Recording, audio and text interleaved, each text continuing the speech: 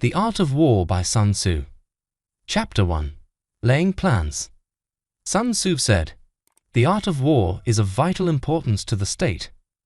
It is a matter of life and death, a road either to safety or to ruin. Hence it is a subject of inquiry which can on no account be neglected. The art of war, then, is governed by 5 constant factors, to be taken into account in one's deliberations when seeking to determine the conditions obtaining in the field. These are 1. The moral law, 2. Heaven, 3. Earth, 4. The commander, 5. Method and discipline. The moral law causes the people to be in complete accord with their ruler, so that they will follow him regardless of their lives, undismayed by any danger. Heaven signifies night and day, cold and heat, times and seasons. Earth comprises distances, great and small, danger and security, open ground and narrow passes, the chances of life and death. The commander stands for the virtues of wisdom, sincerity, benevolence, courage, and strictness. By method and discipline are to be understood the marshalling of the army in its proper subdivisions, the graduations of rank among the officers, the maintenance of roads by which supplies may reach the army, and the control of military expenditure. These 5 heads should be familiar to every general. He who knows them will be victorious. He who knows them not will fail. Therefore, in your deliberations, when seeking to determine the military conditions, let them be made the basis of a comparison in this wise. 1. Which of the 2 sovereigns is imbued with the moral law? 2. Which of the 2 generals has most ability? 3. With whom lie the advantages derived from heaven and earth? 4. On which side is discipline most rigorously enforced? 5. Which army is stronger? 6. On which side are officers and men more highly trained? 7. In which army is there the greater constancy both in reward and punishment? By means of these 7 considerations I can forecast victory or defeat. The general that hearkens to my counsel and acts upon it will conquer. Let such a one be retained in command. The general that hearkens not to my counsel nor acts upon it will suffer defeat. Let such a one be dismissed. While heeding the profit of my counsel, avail yourself also of any helpful circumstances over and beyond the ordinary rules. According as circumstances are favorable, one should modify one's plans. All warfare is based on deception. Hence, when able to attack, we must seem unable. When using our forces, we must seem inactive. When we are near, we must make the enemy believe we are far away. When far away, we must make him believe we are near. Hold out baits to entice the enemy. Feign disorder and crush him. If he is secure at all points, be prepared for him. If he is in superior strength, evade him. If your opponent is of choleric temper, seek to irritate him. Pretend to be weak, that he may grow arrogant. If he is taking his ease, give him no rest. If his forces are united, separate them. Attack him where he is unprepared, appear where you are not expected. These military devices, leading to victory, must not be divulged beforehand. Now the general who wins a battle makes many calculations in his temple ere the battle is fought. The general who loses a battle makes but few calculations beforehand. Thus, do many calculations lead to victory, and few calculations to defeat. How much more no calculation at all? It is by attention to this point that I can foresee who is likely to win or lose. Chapter 2. Waging War. Sun Tzu said, "In the operations of war, where there are in the field 1,000 swift chariots, as many heavy chariots, and 100,000 mail-clad soldiers, with provisions enough to carry them 1,000 lie, the expenditure at home and at the front, including entertainment of guests, small items such as glue and paint, and sums spent on chariots and armor, will reach the total of 1,000 ounces of silver per day. Such is the cost of raising an army of 100,000 men. When you engage in actual fighting, if victory is long in coming, then men's weapons will grow dull and their ardor will be damped.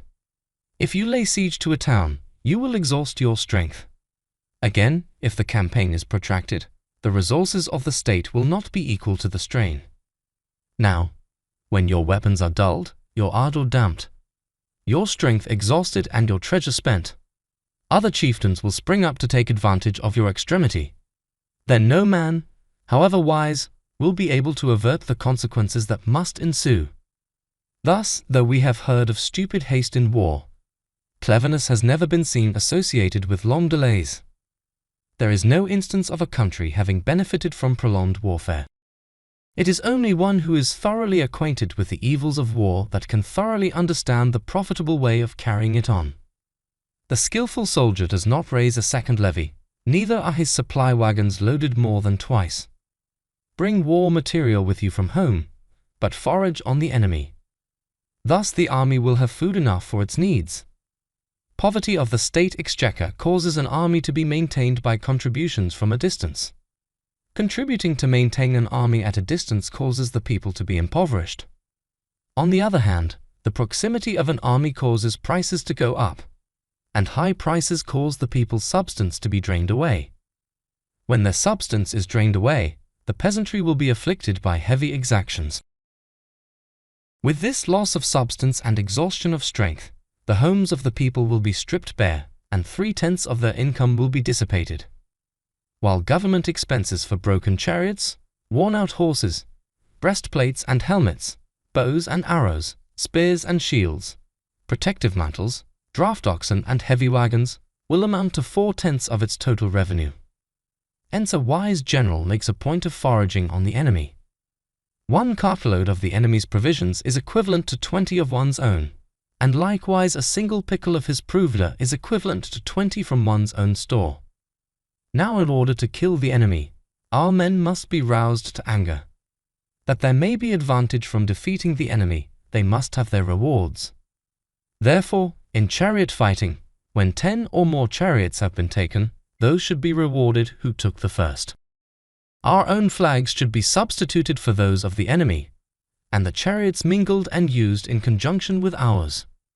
The captured soldiers should be kindly treated and kept.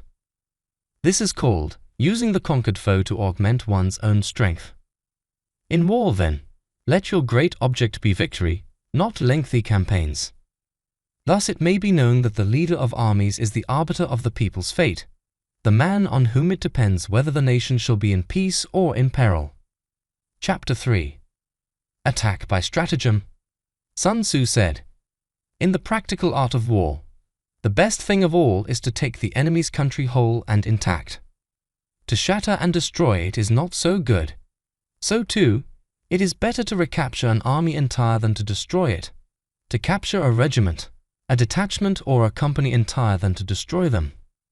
Hence to fight and conquer in all your battles is not supreme excellence. Supreme excellence consists in breaking the enemy's resistance without fighting. Thus, the highest form of generalship is to balk the enemy's plans. The next best is to prevent the junction of the enemy's forces. The next in order is to attack the enemy's army in the field. And the worst policy of all is to besiege walled cities. The rule is not to besiege walled cities if it can possibly be avoided. The preparation of mantlets, movable shelters, and various implements of war will take up 3 whole months, and the piling up of mounds over against the walls will take 3 months more.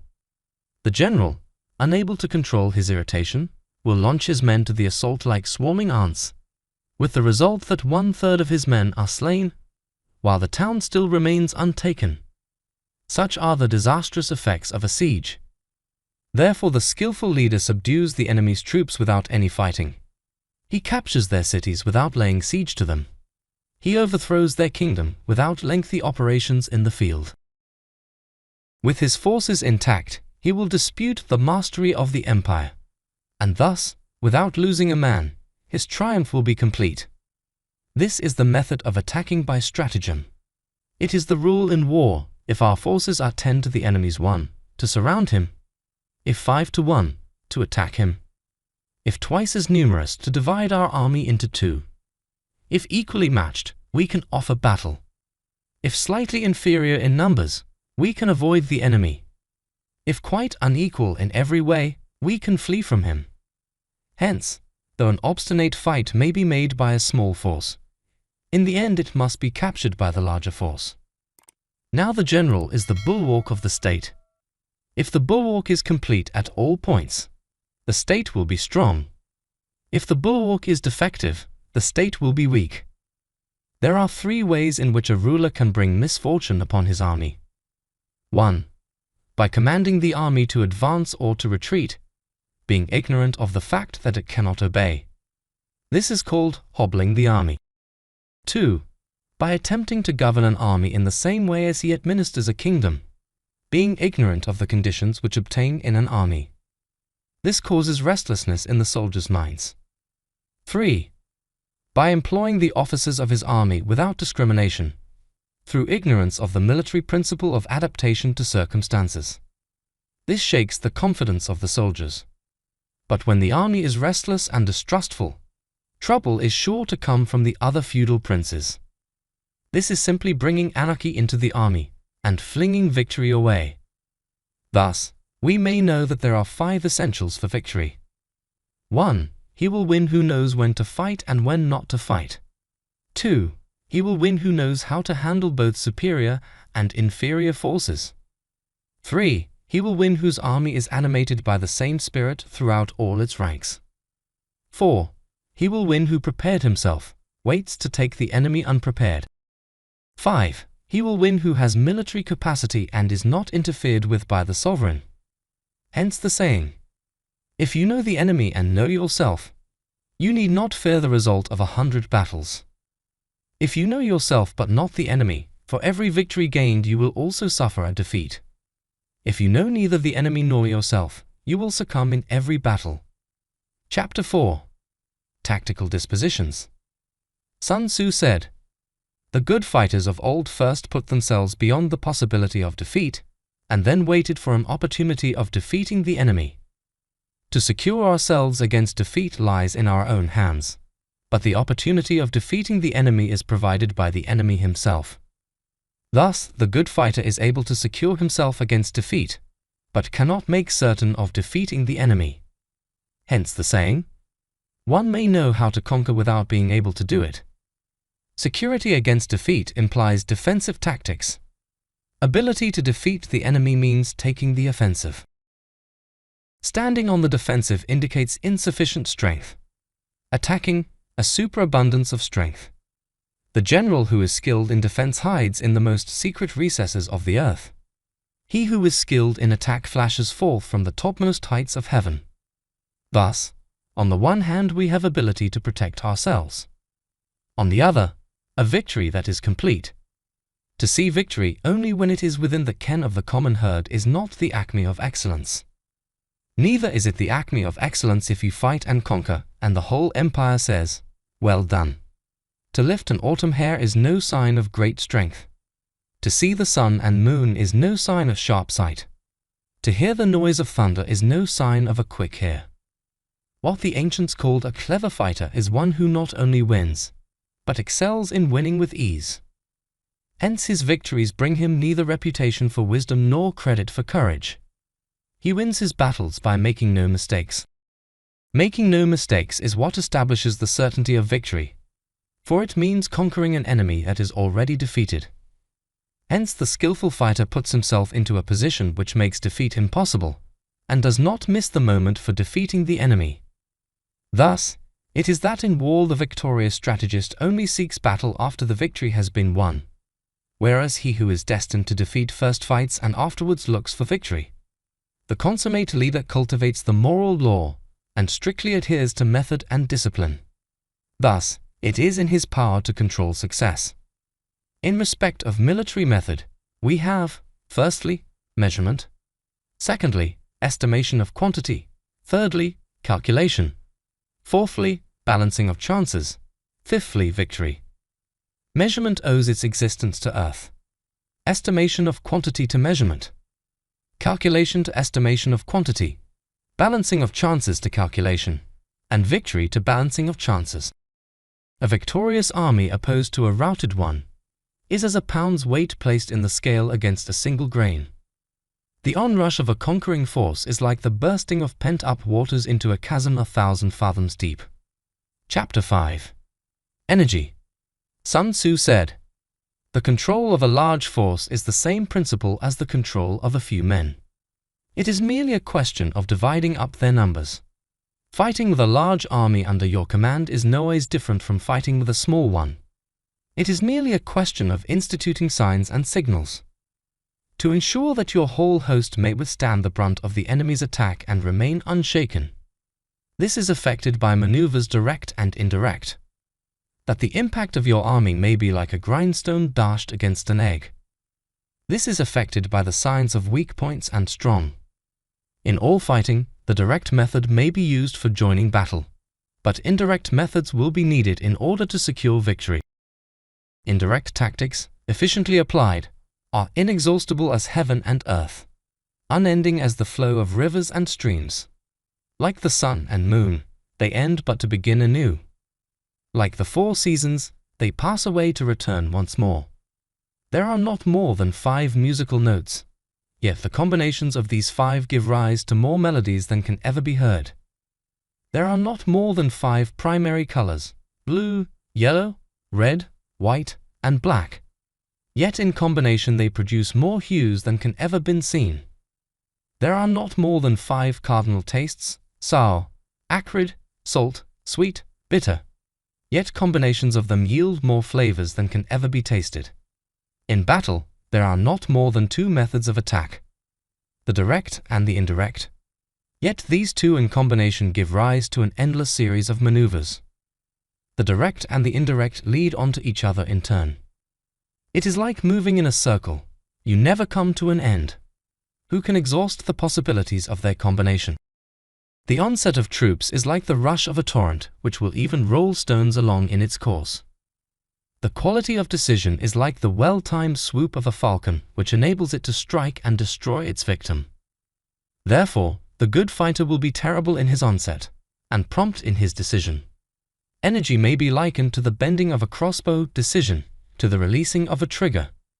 Amid the turmoil and tumult of battle, there may be seeming disorder, and yet no real disorder at all. Amid confusion and chaos, your array may be without head or tail, yet it will be proof against defeat.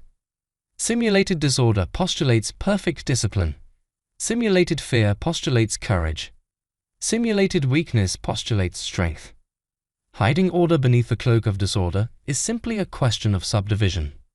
Concealing courage under a show of timidity presupposes a fund of latent energy. Masking strength with weakness is to be effected by tactical dispositions. Thus, one who is skillful at keeping the enemy on the move maintains deceitful appearances, according to which the enemy will act. He sacrifices something, that the enemy may snatch at it. By holding out baits, he keeps him on the march. Then with a body of picked men he lies in wait for him. The clever combatant looks to the effect of combined energy, and does not require too much from individuals. Hence his ability to pick out the right men and utilize combined energy. When he utilizes combined energy, his fighting men become as it were like unto rolling logs or stones. For it is the nature of a log or stone to remain motionless on level ground, and to move when on a slope. If four-cornered, to come to a standstill, but if round-shaped, to go rolling down. Thus, the energy developed by good fighting men is as the momentum of a round stone rolled down a mountain thousands of feet in height. So much on the subject of energy. Chapter 6. Weak points and strong. Sun Tzu said, "Whoever is first in the field and awaits the coming of the enemy will be fresh for the fight. Whoever is second in the field and has to hasten to battle will arrive exhausted. Therefore, the clever combatant imposes his will on the enemy, but does not allow the enemy's will to be imposed on him. By holding out advantages to him, he can cause the enemy to approach of his own accord. Or by inflicting damage, he can make it impossible for the enemy to draw near. If the enemy is taking his ease, he can harass him. If well supplied with food, he can starve him out. If quietly encamped, he can force him to move. Appear at points which the enemy must hasten to defend. March swiftly to places where you are not expected. An army may march great distances without distress, if it marches through country where the enemy is not. You can be sure of succeeding in your attacks if you only attack places which are undefended. You can ensure the safety of your defense if you only hold positions that cannot be attacked. Hence that general is skillful in attack, whose opponent does not know what to defend. And he is skillful in defense, whose opponent does not know what to attack. O divine art of subtlety and secrecy! Through you we learn to be invisible, through you inaudible, and hence we can hold the enemy's fate in our hands. You may advance and be absolutely irresistible, if you make for the enemy's weak points. You may retire and be safe from pursuit if your movements are more rapid than those of the enemy. If we wish to fight, the enemy can be forced to an engagement even though he be sheltered behind a high rampart and a deep ditch. All we need do is attack some other place that he will be obliged to relieve. If we do not wish to fight, we can prevent the enemy from engaging us even though the lines of our encampment be merely traced out on the ground. All we need do is to throw something odd and unaccountable in his way.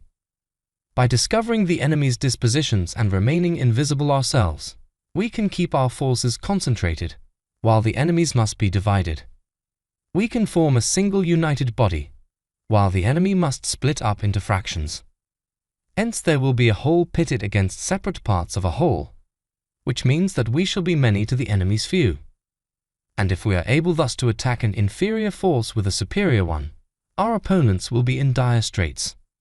The spot where we intend to fight must not be made known, for then the enemy will have to prepare against a possible attack at several different points, and his forces being thus distributed in many directions, the numbers we shall have to face at any given point will be proportionately few. For should the enemy strengthen his van, he will weaken his rear. Should he strengthen his rear, he will weaken his van. Should he strengthen his left, he will weaken his right. Should he strengthen his right, he will weaken his left. If he sends reinforcements everywhere, he will everywhere be weak. Numerical weakness comes from having to prepare against possible attacks. Numerical strength, from compelling our adversary to make these preparations against us. Knowing the place and the time of the coming battle, we may concentrate from the greatest distances in order to fight. But if neither time nor place be known, then the left wing will be impotent to succour the right equally impotent to succour the left, the van unable to relieve the rear, or the rear to support the van. How much more so if the furthest portions of the army are anything under 100 li apart, and even the nearest are separated by several li, though according to my estimate, the soldiers of Yui exceed our own in number, that shall advantage them nothing in the matter of victory. I say then that victory can be achieved. Though the enemy be stronger in numbers, we may prevent him from fighting. Scheme so as to discover his plans and the likelihood of their success. Rouse him, and learn the principle of his activity or inactivity. Force him to reveal himself, so as to find out his vulnerable spots. Carefully compare the opposing army with your own, so that you may know where strength is superabundant and where it is deficient. In making tactical dispositions, the highest pitch you can attain is to conceal them. Conceal your dispositions, and you will be safe from the prying of the subtlest spies, from the machinations of the wisest brains. How victory may be produced for them out of the enemy's own tactics. That is what the multitude cannot comprehend. All men can see the tactics whereby I conquer, but what none can see is the strategy out of which victory is evolved. Do not repeat the tactics which have gained you one victory, but let your methods be regulated by the infinite variety of circumstances. Military tactics are like unto water, for water in its natural course runs away from high places and hastens downwards. So in war, the way is to avoid what is strong and to strike at what is weak. Water shapes its course according to the nature of the ground over which it flows. The soldier works out his victory in relation to the foe whom he is facing. Therefore, just as water retains no constant shape, so in warfare there are no constant conditions. He who can modify his tactics in relation to his opponent and thereby succeed in winning may be called a heaven-born captain. The 5 elements, water, fire, wood, metal, earth, are not always equally predominant. The 4 seasons make way for each other in turn. There are short days and long. The moon has its periods of waning and waxing. Chapter 7. Maneuvering. Sun Tzu said, "In war, the general receives his commands from the sovereign. Having collected an army and concentrated his forces, he must blend and harmonize the different elements thereof before pitching his camp. After that comes tactical maneuvering, than which there is nothing more difficult. The difficulty of tactical maneuvering consists in turning the devious into the direct and misfortune into gain. Thus, to take a long and circuitous route, after enticing the enemy out of the way, and though starting after him, to contrive to reach the goal before him, shows knowledge of the artifice of deviation. Maneuvering with an army is advantageous. With an undisciplined multitude, most dangerous. If you set a fully equipped army in march in order to snatch an advantage, the chances are that you will be too late. On the other hand, to detach a flying column for the purpose involves the sacrifice of its baggage and stores. Thus, if you order your men to roll up their buff coats and make forced marches without halting day or night, covering double the usual distance at a stretch, doing 100 li in order to wrest an advantage, the leaders of all your 3 divisions will fall into the hands of the enemy. The stronger men will be in front, the jaded ones will fall behind, and on this plan only 1/10 of your army will reach its destination. If you march 50 li in order to outmaneuver the enemy, you will lose the leader of your 1st division, and only half your force will reach the goal. If you march 30 li with the same object, 2/3 of your army will arrive. We may take it then that an army without its baggage train is lost. Without provisions it is lost. Without bases of supply it is lost. We cannot enter into alliances until we are acquainted with the designs of our neighbors. We are not fit to lead an army on the march unless we are familiar with the face of the country, its mountains and forests, its pitfalls and precipices, its marshes and swamps. We shall be unable to turn natural advantage to account unless we make use of local guides. In war, practice dissimulation, and you will succeed. Whether to concentrate or to divide your troops must be decided by circumstances. Let your rapidity be that of the wind, your compactness that of the forest. In raiding and plundering be like fire, in immovability like a mountain. Let your plans be dark and impenetrable as night, and when you move, fall like a thunderbolt. When you plunder a countryside, let the spoil be divided amongst your men. When you capture new territory, cut it up into allotments for the benefit of the soldiery. Ponder and deliberate before you make a move. He will conquer he who has learnt the artifice of deviation. Such is the art of maneuvering. The Book of Army Management says, "On the field of battle, the spoken word does not carry far enough. Hence the institution of gongs and drums. Nor can ordinary objects be seen clearly enough. Hence the institution of banners and flags. Gongs and drums, banners and flags, are means whereby the ears and eyes of the host may be focused on one particular point. The host thus forming a single united body, is it impossible either for the brave to advance alone, or for the cowardly to retreat alone. This is the art of handling large masses of men. In night fighting, then, make much use of signal fires and drums, and in fighting by day, of flags and banners, as a means of influencing the ears and eyes of your army.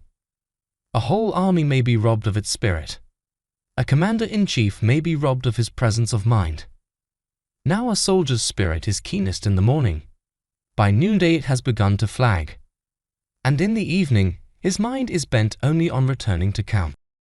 A clever general, therefore, avoids an army when its spirit is keen, but attacks it when it is sluggish and inclined to return. This is the art of studying moods. Disciplined and calm, to await the appearance of disorder and hubbub amongst the enemy. This is the art of retaining self-possession. To be near the goal while the enemy is still far from it. To wait at ease while the enemy is toiling and struggling. To be well fed while the enemy is famished. This is the art of husbanding one's strength. To refrain from intercepting an enemy whose banners are in perfect order. To refrain from attacking an army drawn up in calm and confident array. This is the art of studying circumstances. It is a military axiom not to advance uphill against the enemy, nor to oppose him when he comes downhill. Do not pursue an enemy who simulates flight. Do not attack soldiers whose temper is keen. Do not swallow bait offered by the enemy. Do not interfere with an army that is returning home. When you surround an army, leave an outlet free. Do not press a desperate foe too hard. Such is the art of warfare. Chapter 8. Variation in Tactics. Sun Tzu said, "In war, the general receives his commands from the sovereign, collects his army and concentrates his forces. When in difficult country, do not encamp. In country where high roads intersect, join hands with your allies. Do not linger in dangerously isolated positions. In hemmed-in situations, you must resort to stratagem. In desperate position, you must fight. There are roads which must not be followed, armies which must be not attacked, towns which must not be besieged, positions which must not be contested, commands of the sovereign which must not be obeyed." The general who thoroughly understands the advantages that accompany variation of tactics knows how to handle his troops. The general who does not understand these may be well acquainted with the configuration of the country, yet he will not be able to turn his knowledge to practical account. So, the student of war who is unversed in the art of war of varying his plans, even though he be acquainted with the 5 advantages, will fail to make the best use of his men. Hence in the wise leader's plans, considerations of advantage and of disadvantage will be blended together. If our expectation of advantage be tempered in this way, we may succeed in accomplishing the essential part of our schemes. If, on the other hand, in the midst of difficulties we are always ready to seize an advantage, we may extricate ourselves from misfortune, reduce the hostile chiefs by inflicting damage on them, and make trouble for them, and keep them constantly engaged. Hold out specious allurements, and make them rush to any given point. The art of war teaches us to rely not on the likelihood of the enemy's not coming, but on our own readiness to receive him, not on the chance of his not attacking, but rather on the fact that we have made our position unassailable. There are 5 dangerous faults which may affect a general. 1. Recklessness, which leads to destruction. 2. Cowardice, which leads to capture. 3. A hasty temper, which can be provoked by insults. 4. A delicacy of honor, which is sensitive to shame. 5. Over-solicitude for his men, which exposes him to worry and trouble. These are the 5 besetting sins of a general, ruinous to the conduct of war. When an army is overthrown and its leader slain, the cause will surely be found among these 5 dangerous faults. Let them be a subject of meditation. Chapter 9. The Army on the March. Sun Tzu said, "We come now to the question of encamping the army and observing signs of the enemy. Pass quickly over mountains and keep in the neighborhood of valleys. Camp in high places, facing the sun. Do not climb heights in order to fight. So much for mountain warfare. After crossing a river, you should get far away from it. When an invading force crosses a river in its onward march, do not advance to meet it in midstream. It will be best to let half the army get across, and then deliver your attack. If you are anxious to fight, you should not go to meet the invader near a river which he has to cross. Moor your craft higher up than the enemy, and facing the sun. Do not move upstream to meet the enemy. So much for river warfare. In crossing salt marshes, your sole concern should be to get over them quickly, without any delay. If forced to fight in a salt marsh, you should have water and grass near you, and get your back to a clump of trees. So much for operations in salt marshes. In dry, level country, take up an easily accessible position with rising ground to your right and on your rear, so that the danger may be in front and safety lie behind. So much for campaigning in flat country. These are the 4 useful branches of military knowledge which enable the Yellow Emperor to vanquish 4 several sovereigns. All armies prefer high ground to low, and sunny places to dark. If you are careful of your men, and camp on hard ground, the army will be free from disease of every kind, and this will spell victory. When you come to a hill or a bank, occupy the sunny side with a slope on your right rear. Thus, you will at once act for the benefit of your soldiers and utilize the natural advantages of the ground. When, in consequence of heavy rains upcountry, a river which you wish to ford is swollen and flecked with foam, you must wait until it subsides. Country in which there are precipitous cliffs with torrents running between deep natural hollows, confined places, tangled thickets, quagmires and crevices, should be left with all possible speed and not approached. While we keep away from such places, we should get the enemy to approach them. While we face them, we should let the enemy have them on his rear. If in the neighborhood of your camp there should be any hilly country, ponds surrounded by aquatic grass, hollow basins filled with reeds or woods with thick undergrowth, they must be carefully routed out and searched. For these are places where men in ambush or insidious spies are likely to be lurking. When the enemy is close at hand and remains quiet, he is relying on the natural strength of his position. When he keeps aloof and tries to provoke a battle, he is anxious for the other side to advance. If his place of encampment is easy of access, he is tendering a bait. Movement amongst the trees of a forest shows that the enemy is advancing. The appearance of a number of screens in the midst of thick grass means that the enemy wants to make us suspicious. The rising of birds in their flight is the sign of an ambuscade. Startled beasts indicate that a sudden attack is coming. When there is dust rising in a high column, it is the sign of chariots advancing. When the dust is low, but spread over a wide area, it betokens the approach of infantry. When it branches out in different directions, it shows that parties have been sent to collect firewood. A few clouds of dust moving to and fro signify that the army is encamping. Humble words and increased preparations are signs that the enemy is about to advance. Violent language and driving forward as if to the attack are signs that he will retreat. When the light chariots come out first and take up a position on the wings, it is a sign that the enemy is forming for battle. Peace proposals unaccompanied by a sworn covenant indicate a plot.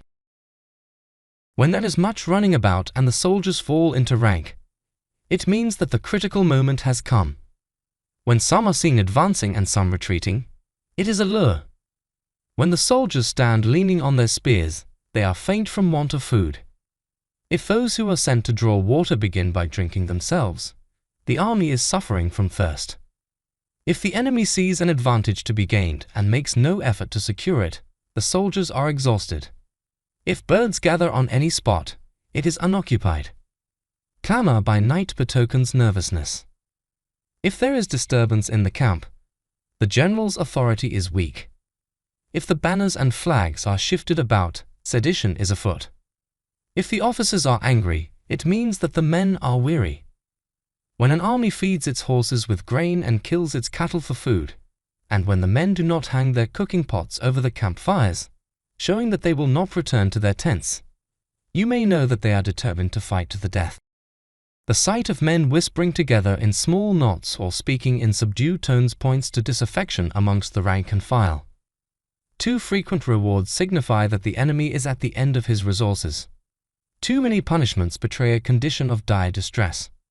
To begin by bluster, but afterwards to take fright at the enemy's numbers, shows a supreme lack of intelligence. When envoys are sent with compliments in their mouths, it is a sign that the enemy wishes for a truce. If the enemy's troops march up angrily and remain facing ours for a long time without either joining battle or taking themselves off again, the situation is one that demands great vigilance and circumspection. If our troops are no more in number than the enemy, that is amply sufficient. It only means that no direct attack can be made. What we can do is simply to concentrate all our available strength, keep a close watch on the enemy, and obtain reinforcements. He who exercises no forethought but makes light of his opponents is sure to be captured by them. If soldiers are punished before they have grown attached to you, they will not prove submissive, and, unless submissive, then will be practically useless. If when the soldiers have become attached to you, punishments are not enforced, they will still be useless. Therefore, soldiers must be treated in the first instance with humanity, but kept under control by means of iron discipline. This is a certain road to victory. If in training soldiers commands are habitually enforced, the army will be well disciplined. If not, its discipline will be bad. If a general shows confidence in his men, but always insists on his orders being obeyed, the gain will be mutual. Chapter 10. Terrain. Sun Tzu said, "We may distinguish 6 kinds of terrain, to wit: 1. Accessible ground. 2. Entangling ground. 3. Temporizing ground. 4. Narrow passes. 5. Precipitous heights. 6. Positions at a great distance from the enemy. Ground which can be freely traversed by both sides is called accessible. With regard to ground of this nature, be before the enemy in occupying the raised and sunny spots, and carefully guard your line of supplies. Then you will be able to fight with advantage. Ground which can be abandoned but is hard to reoccupy is called entangling. From a position of this sort, if the enemy is unprepared, you may sally forth and defeat him. But if the enemy is prepared for your coming, and you fail to defeat him, then, return being impossible, disaster will ensue. When the position is such that neither side will gain by making the first move, it is called temporizing ground. In a position of this sort, even though the enemy should offer us an attractive bait, it will be advisable not to stir forth, but rather to retreat, thus enticing the enemy in his turn. Then, when part of his army has come out, we may deliver our attack with advantage. With regard to narrow passes, if you can occupy them first, let them be strongly garrisoned and await the advent of the enemy. Should the army forestall you in occupying a pass, do not go after him if the pass is fully garrisoned, but only if it is weakly garrisoned. With regard to precipitous heights, if you are beforehand with your adversary, you should occupy the raised and sunny spots, and there wait for him to come up. If the enemy has occupied them before you, do not follow him, but retreat and try to entice him away. If you are situated at a great distance from the enemy, and the strength of the 2 armies is equal, it is not easy to provoke a battle, and fighting will be to your disadvantage. These 6 are the principles connected with earth. The general who has attained a responsible post must be careful to study them. Now an army is exposed to 6 several calamities, not arising from natural causes, but from faults for which the general is responsible. These are 1. Flight. 2. Insubordination. 3. Collapse. 4. Ruin. 5. Disorganization. 6. Rout. Other conditions being equal, if one force is hurled against another 10 times its size, the result will be the flight of the former. When the common soldiers are too strong and their officers too weak, the result is insubordination. When the officers are too strong and the common soldiers too weak, the result is collapse. When the higher officers are angry and insubordinate, and on meeting the enemy give battle on their own account from a feeling of resentment, before the commander-in-chief can tell whether or no he is in a position to fight, the result is ruin. When the general is weak and without authority, when his orders are not clear and distinct, when there are no fixed duties assigned to officers and men, and the ranks are formed in a slovenly haphazard manner, the result is utter disorganization. When a general, unable to estimate the enemy's strength, allows an inferior force to engage a larger one, or hurls a weak detachment against a powerful one, and neglects to place picked soldiers in the front rank, the result must be rout. These are 6 ways of courting defeat, which must be carefully noted by the general who has attained a responsible post. The natural formation of the country is the soldier's best ally, but a power of estimating the adversary, of controlling the forces of victory, and of shrewdly calculating difficulties, dangers, and distances, constitutes the test of a great general. He who knows these things, and in fighting puts his knowledge into practice, will win his battles. He who knows them not, nor practices them, will surely be defeated. If fighting is sure to result in victory, then you must fight, even though the ruler forbids it. If fighting will not result in victory, then you must not fight even at the ruler's bidding. The general who advances without coveting fame and retreats without fearing disgrace, whose only thought is to protect his country and do good service for his sovereign, is the jewel of the kingdom. Regard your soldiers as your children, and they will follow you into the deepest valleys. Look upon them as your own beloved sons, and they will stand by you even unto death. If, however, you are indulgent, but unable to make your authority felt, kind-hearted, but unable to enforce your commands, and incapable, moreover, of quelling disorder, then your soldiers must be likened to spoiled children. They are useless for any practical purpose.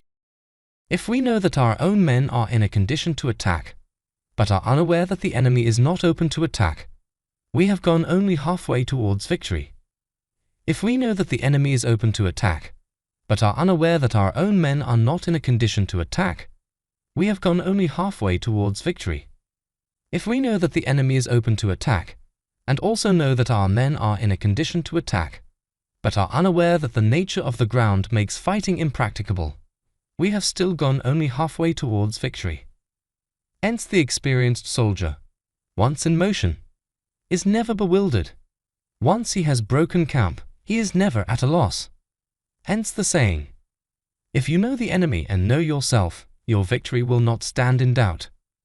If you know heaven and know earth, you may make your victory complete. Chapter 11. The 9 Situations. Sun Tzu said, the art of war recognizes 9 varieties of ground. 1. Dispersive ground. 2. Facile ground. 3. Contentious ground. 4. Open ground. 5. Ground of intersecting highways. 6. Serious ground. 7. Difficult ground. 8. Hemmed-in ground. 9. Desperate ground. When a chieftain is fighting in his own territory, it is dispersive ground.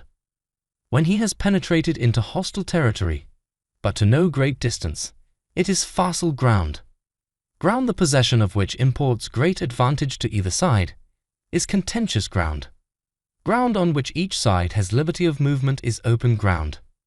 Ground which forms the key to 3 contiguous states, so that he who occupies it first has most of the empire at his command, is a ground of intersecting highways.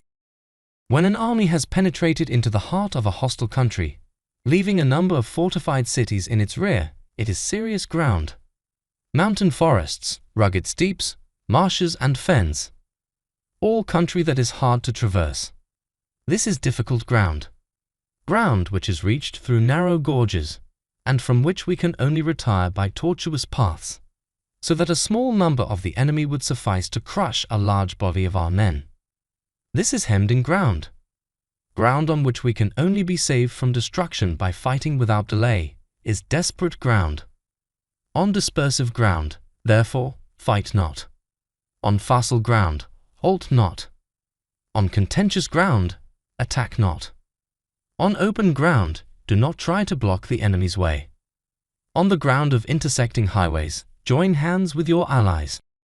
On serious ground, gather in plunder. In difficult ground, keep steadily on the march. On hemmed-in ground, resort to stratagem. On desperate ground, fight. Those who were called skillful leaders of old knew how to drive a wedge between the enemy's front and rear, to prevent cooperation between his large and small divisions, to hinder the good troops from rescuing the bad, the officers from rallying their men. When the enemy's men were united, they managed to keep them in disorder. When it was to their advantage, they made a forward move. When otherwise, they stopped still. If asked how to cope with a great host of the enemy in orderly array and on the point of marching to the attack, I should say, begin by seizing something which your opponent holds dear. Then he will be amenable to your will. Rapidity is the essence of war. Take advantage of the enemy's unreadiness, make your way by unexpected routes, and attack unguarded spots. The following are the principles to be observed by an invading force. The further you penetrate into a country, the greater will be the solidarity of your troops, and thus the defenders will not prevail against you. Make forays in fertile country in order to supply your army with food. Carefully study the well-being of your men, and do not overtax them. Concentrate your energy and hoard your strength. Keep your army continually on the move, and devise unfathomable plans. Throw your soldiers into positions whence there is no escape, and they will prefer death to flight. If they will face death, there is nothing they may not achieve. Officers and men alike will put forth their uttermost strength. Soldiers, when in desperate straits, lose the sense of fear. If there is no place of refuge, they will stand firm. If they are in hostile country, they will show a stubborn front. If there is no help for it, they will fight hard. Thus, without waiting to be marshaled, the soldiers will be constantly on the qui vive. Without waiting to be asked, they will do your will. Without restrictions, they will be faithful. Without giving orders, they can be trusted. Prohibit the taking of omens, and do away with superstitious doubts. Then, until death itself comes, no calamity need be feared. If our soldiers are not overburdened with money, it is not because they have a distaste for riches. If their lives are not unduly long, it is not because they are disinclined to longevity. On the day they are ordered out to battle, your soldiers may weep, those sitting up bedewing their garments, and those lying down letting the tears run down their cheeks. But let them once be brought to bay, and they will display the courage of a Chu or a Kui. The skillful tactician may be likened to the Shuijian. Now the Shuijian is a snake that is found in the Chang Mountains. Strike at its head, and you will be attacked by its tail. Strike at its tail, and you will be attacked by its head. Strike at its middle, and you will be attacked by head and tail both. Asked if an army can be made to imitate the Shuijian, I should answer yes. For the men of Wu and the men of Yue are enemies. Yet if they are crossing a river in the same boat and are caught by a storm, they will come to each other's assistance just as the left hand helps the right. Hence it is not enough to put one's trust in the tethering of horses and the burying of chariot wheels in the ground. The principle on which to manage an army is to set up one standard of courage which all must reach. How to make the best of both strong and weak? That is a question involving the proper use of ground. Thus the skillful general conducts his army just as though he were leading a single man, willy-nilly, by the hand. It is the business of a general to be quiet and thus ensure secrecy, upright and just, and thus maintain order. He must be able to mystify his officers and men by false reports and appearances, and thus keep them in total ignorance. By altering his arrangements and changing his plans, he keeps the enemy without definite knowledge. By shifting his camp and taking circuitous routes, he prevents the enemy from anticipating his purpose. At the critical moment, the leader of an army acts like one who has climbed up a height and then kicks away the ladder behind him. He carries his men deep into hostile territory before he shows his hand. He burns his boats and breaks his cooking pots. Like a shepherd driving a flock of sheep, he drives his men this way and that, and nothing knows whither he is going. To muster his host and bring it into danger this may be termed the business of the general. The different measures suited to the 9 varieties of ground, the expediency of aggressive or defensive tactics, and the fundamental laws of human nature. These are things that must most certainly be studied. When invading hostile territory, the general principle is that penetrating deeply brings cohesion. Penetrating but a short way means dispersion. When you leave your own country behind and take your army across neighborhood territory, you find yourself on critical ground. When there are means of communication on all 4 sides, the ground is one of intersecting highways. When you penetrate deeply into a country, it is serious ground. When you penetrate but a little way, it is facile ground. When you have the enemy's strongholds on your rear and narrow passes in front, it is hemmed-in ground. When there is no place of refuge at all, it is desperate ground. Therefore, on dispersive ground, I would inspire my men with unity of purpose. On facile ground, I would see that there is close connection between all parts of my army. On contentious ground, I would hurry up my rear. On open ground, I would keep a vigilant eye on my defenses. On ground of intersecting highways, I would consolidate my alliances. On serious ground, I would try to ensure a continuous stream of supplies. On difficult ground, I would keep pushing on and on the road. On hemmed-in ground, I would block any way of retreat. On desperate ground, I would proclaim to my soldiers the hopelessness of saving their lives. For it is the soldier's disposition to offer an obstinate resistance when surrounded, to fight hard when he cannot help himself, and to obey promptly when he has fallen into danger. We cannot enter into alliance with neighboring princes until we are acquainted with their designs. We are not fit to lead an army on the march unless we are familiar with the face of the country, its mountains and forests, its pitfalls and precipices, its marshes and swamps. We shall be unable to turn natural advantages to account unless we make use of local guides. To be ignored of any one of the following 4 or 5 principles does not befit a warlike prince. When a warlike prince attacks a powerful state, his generalship shows itself in preventing the concentration of the enemy's forces. He overawes his opponents, and their allies are prevented from joining against him.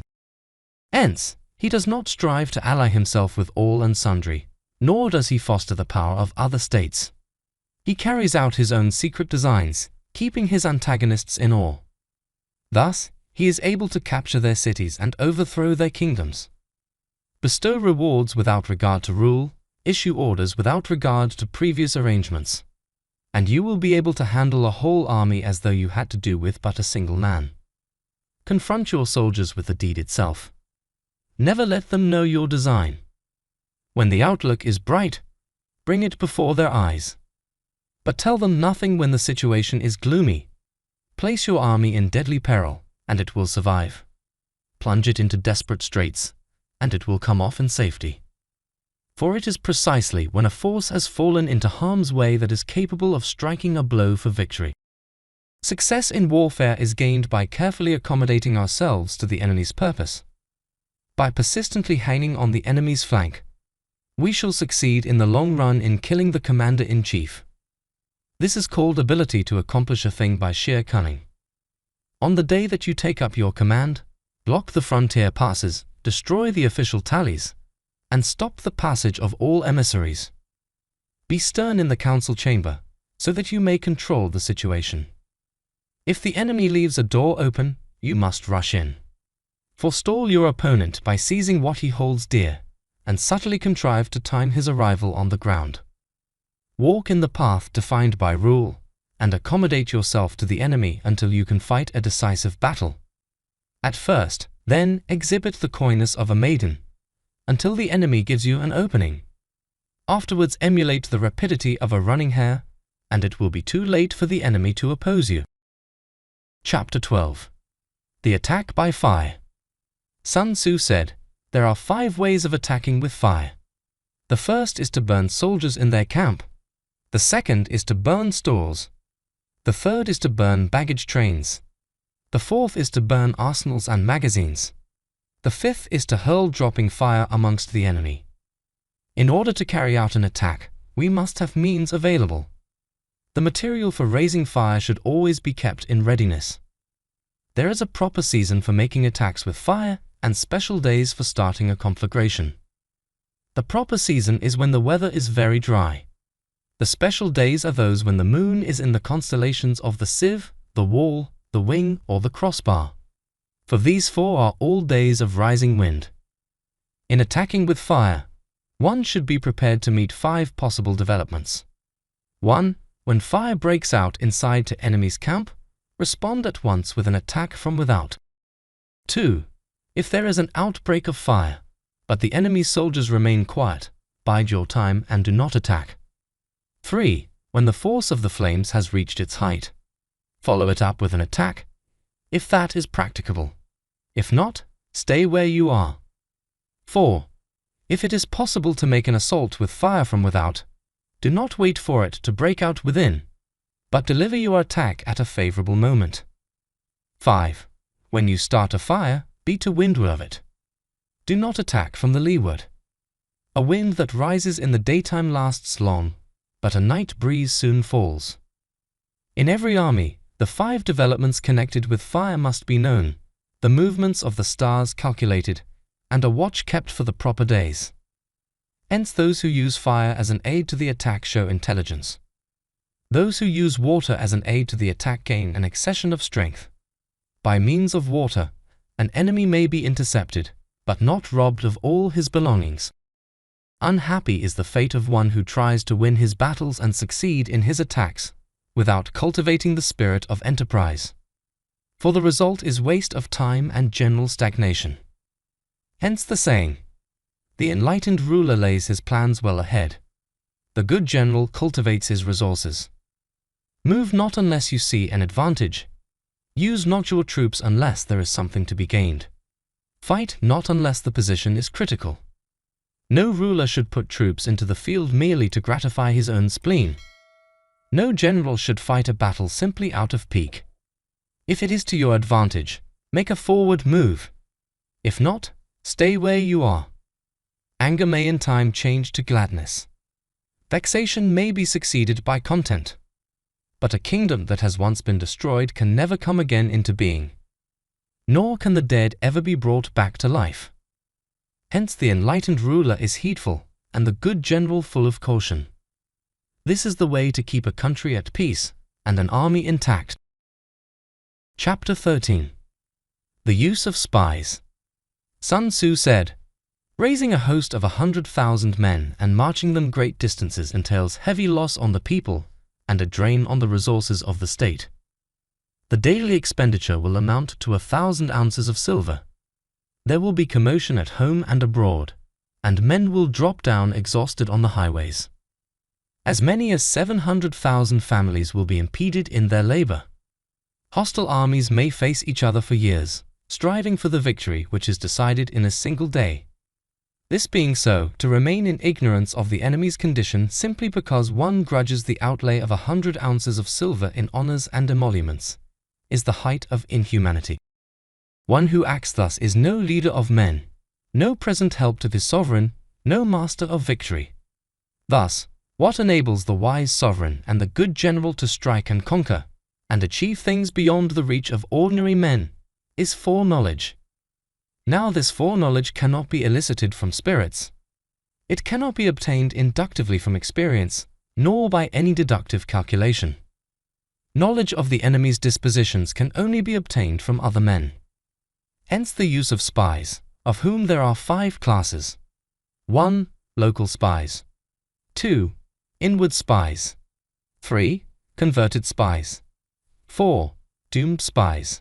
5. Surviving spies. When these 5 kinds of spy are all at work, none can discover the secret system. This is called divine manipulation of the threads. It is the sovereign's most precious faculty. Having local spies means employing the services of the inhabitants of a district.